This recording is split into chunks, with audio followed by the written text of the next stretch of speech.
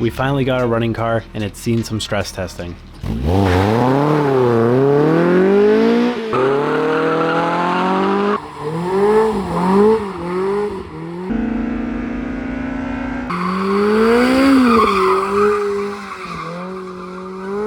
So this was going to be a quick video where I pointed out some things to work on, made a list, cued the music, and got to work. As it turns out, the combination of this thing sitting for 10 years, my handiwork, and just being good at complaining. Like, what the hell is even that? This list is ballooned into a ridiculous size, but I think it gives good insight into the things you start to notice and what you may not think about when diving into a project like this.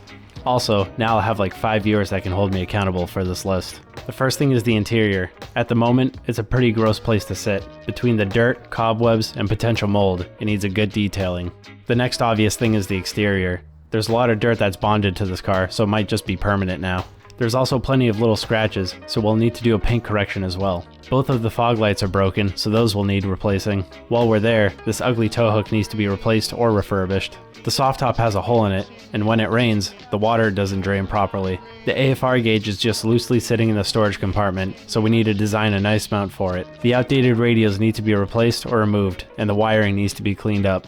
The old worn out shifter boot needs to be replaced. The door cards need the fake leather to be re-glued. This thing won't go away. The headlights need a polish. The chassis bracing under the car needs to be replaced. The suspension linkages and the brakes need to be refurbished. When coming to a stop, the idle likes to hover around 1500 until I blip the throttle. Even then, it's still idling high over 1000. If you listen, 3500 is where VTEC engages, and that's right where I cruise on the highway. I don't like how it keeps switching back and forth during regular driving.